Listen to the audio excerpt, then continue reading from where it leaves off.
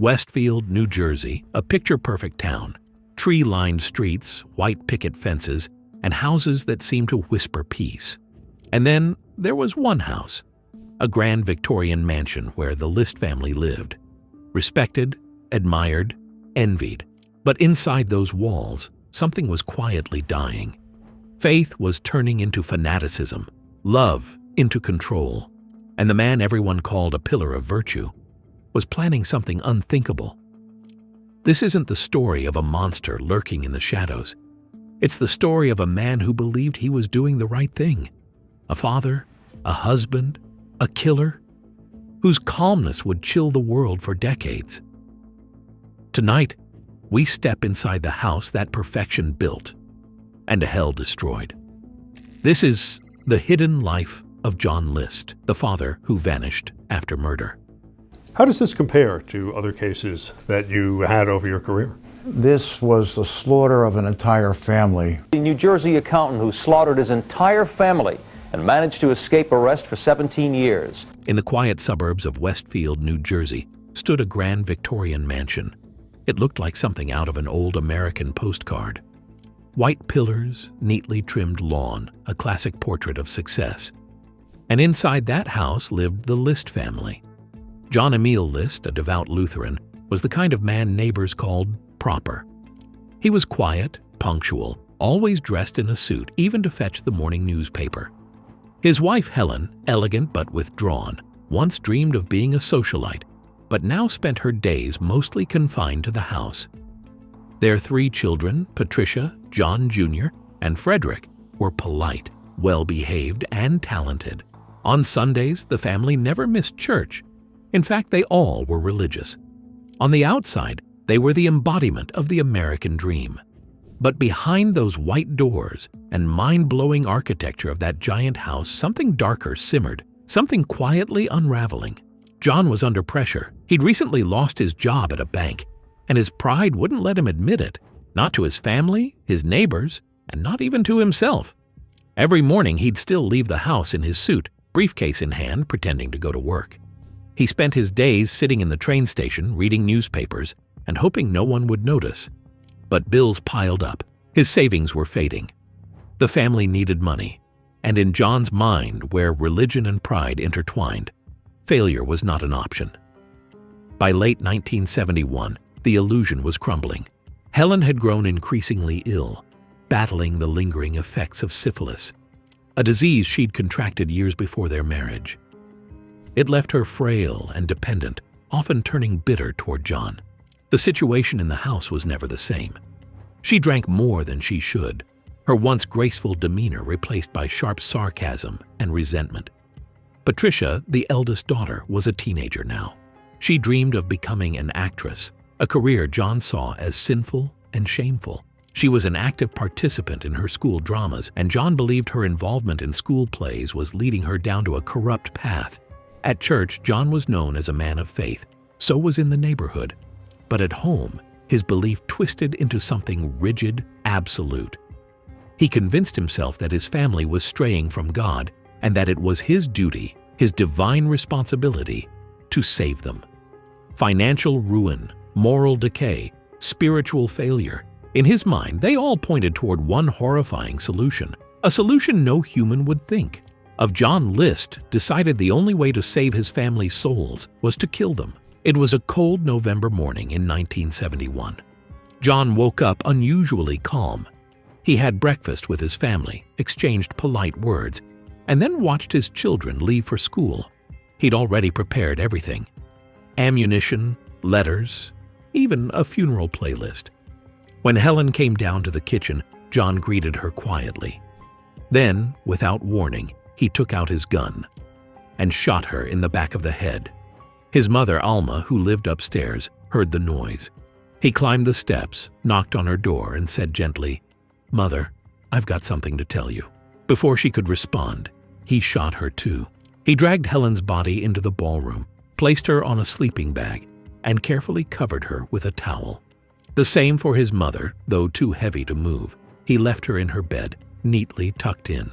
When Patricia and Frederick came home from school, he met them one by one. Each greeted him with innocent smiles. Each was met with a bullet. Finally, he waited for John Jr., the eldest son, to return from soccer practice. John Jr. fought back, a desperate struggle that ended only after his father fired several shots into his chest. Later, John would claim he didn't want his son to suffer. But the scene told another story. He arranged his children's bodies next to their mothers in the ballroom, side by side, as if sleeping. Then, in a twisted act of devotion, he turned on the house's sound system. Classical music filled the air. "Be Thou My Vision," a hymn of faith and peace. And then, he disappeared. Before leaving, John sat down to write a 5-page confession letter to his pastor.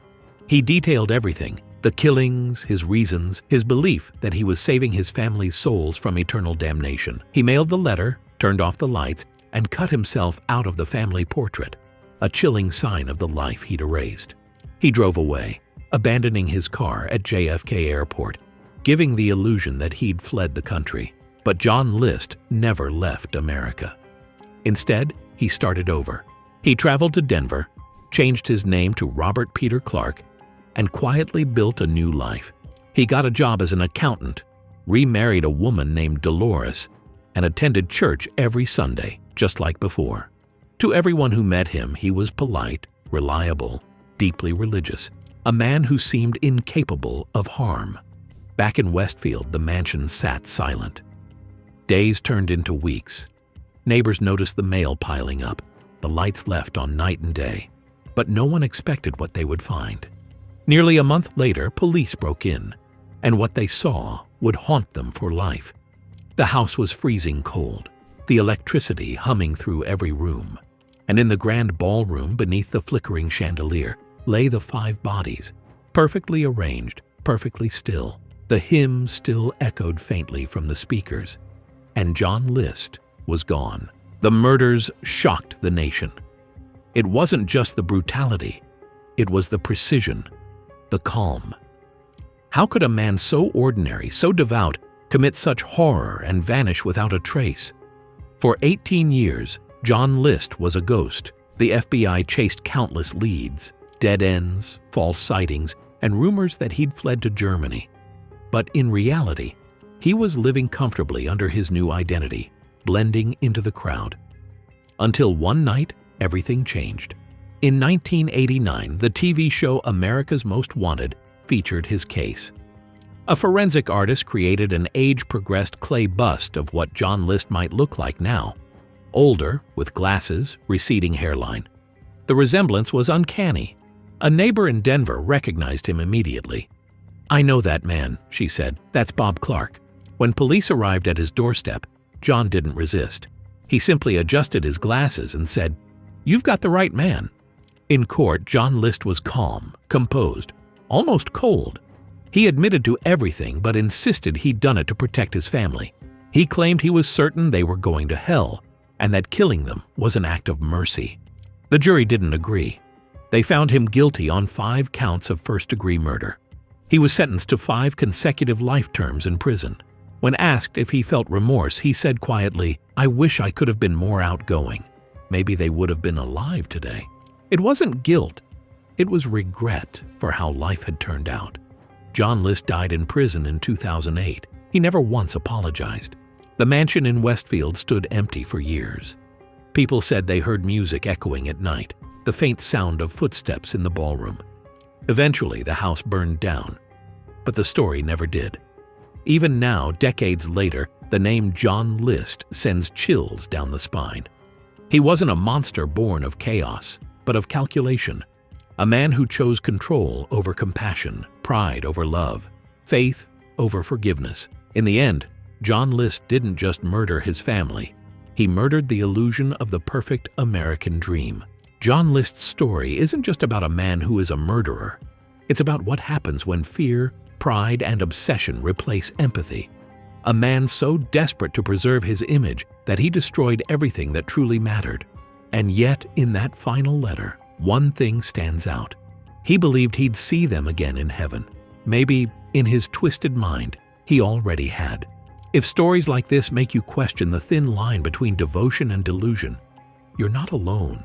There's something haunting about the quiet villains, The ones who smile, pray, and plan destruction behind closed doors? If you'd like to keep diving into the untold and the unbelievable, you know where to find us. Stay curious, stay cautious, and I'll see you in the next story.